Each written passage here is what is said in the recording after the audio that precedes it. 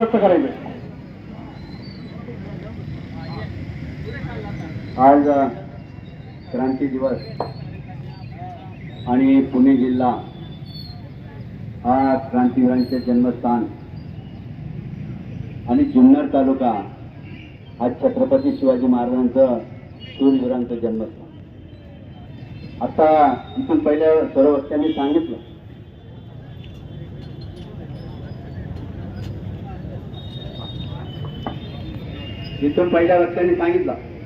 की इथून मागे आता मी भाऊनी सांगितलं की ही रेल्वे मंजूर झाली, लोकांना पैसे आले, त्यावेळेस जयमार्गीचा प्रॉब्लेम नव्हता, मग आता कसा काय आला? पैसे वाटेपर्यंत सरकारला कळालं नाही का की जयमार्गीचा प्रॉब्लेम आहे? बरं, जयमार्गीचा प्रॉब्लेम आहे.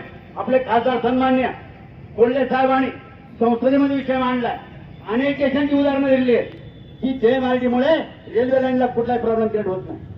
मग हे सरकार असं नक्की करतंय का? यांच्यावर माझा आरोप आहे सरकारवरती की ह्या भागामध्ये जे तरुण वर्ग राहतात, आता माऊली शेट्टी सांगितलं, हा भागामध्ये राहणारा तरुण वर्ग नाशिक असेल, पुणे असेल, या ठिकाणी इंडस्ट्रियल मध्ये काम करायला जात असतो. तो जर तरुण वर्ग इथून जर गेला, इथं राहिला, तर तो कमी खर्चामध्ये तो सर्व्हिस करेल. परंतु आज पुण्यासारख्या ठिकाणी, नाशिक सारख्या ठिकाणी 50-50, 60-60 लाखाच्या फ्लॅट खरेदी करायची आणि आयुष्यभर त्यांनी कर्ज फेडायचं. मग त्याची सुधारणा झाली नाही पाहिजे. हा तरुण खरंच सक्षम बनला नाही पाहिजे. माझ्या शेतकऱ्याचा माल, इथं आजूबाजूला सर्व शेतकरी आहे, इथं हा सर्व सुजलम सुफलम एरिया आहे. हा शेतकऱ्याचा माल कमी खर्चामध्ये, कमी वेळामध्ये नाशिक मार्केटला गेला पाहिजे, पुणे मार्केटला गेला पाहिजे, पण तो सुद्धा गेला नाही पाहिजे, कारण शेतकरी सक्षम झाला नाही पाहिजे. त्या पाठीमागचे त्याचे उद्देश आहे. पण मला खरंच सांगायचंय, इथं सर्व तरुणांना मला खास करून सांगायचं की ह्या सरकारने जे मागे 2 घटना घडलेल्या आहेत, म्हणून दादा जरांगे पाटील यांच्या माध्यमातून जर तरुण एकत्र आला आणि जे न होणारं काम मनोदानाने करून दाखवलं. त्याचप्रमाणे दिल्ली सारख्या ठिकाणी जिल्हे अभिजात भाऊंनी सर्व तरुणवर एकत्र आला आणि न देणाऱ्या मंत्र्याचा राजीनामा घ्यावा लागला. तेव्हा ही तरुणांची ताकद आहे. ते माझ्या तरुणांना सर्वांना आव्हान आहे, अरे आज आपण हक्कासाठी रोडवर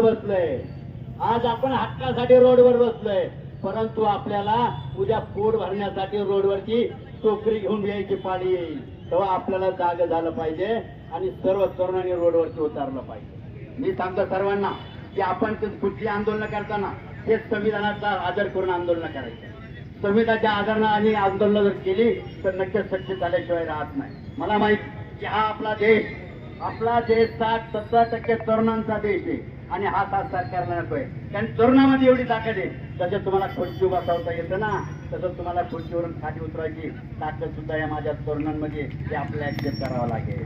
अरे छोटी मोठी वादळ येतात, छोटे मोठे दिवे येतात, परंतु हा वनवा आहे, वनवा हा जर वनवा जर पेटला तर कोणत्या बापाच्याने थांबणार नाही, हे मी जाहीरपणे सांगू इच्छितो.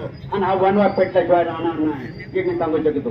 तेव्हा सरकारला विनंती आहे, मला पुन्हा एकटं मला हे पण सांगायचंय, जे सत्तेमध्ये असतील, खासदार असतील, आमदार असतील, मंत्री असतील, आजी असतील, माजी असतील, सर्वांनी या तरुणांसाठी काम करायला पाहिजे. कारण हे तरुण हे उद्याचं भवितव्य आहे. आणि तरुणांना माझी विनंती, बाळाओ, तुम्ही जर शांत बसले तर हे जमणार नाही. याचा अर्थ की तुम्ही संविधानाचं उल्लंघन करायचं असं मला म्हणायचं नाही.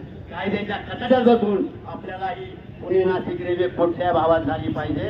आणि मी जाहीर सांगू इच्छितो की जर सर्व तरुण जर एकत्र जर आला तर ही जाहीर ही पुणे नाशिक रेल्वे झाल्याशिवाय राहणार नाही. मी आपल्या सर्वांना शब्द देतो, सांगतो. जय हिंद, जय महाराष्ट्र.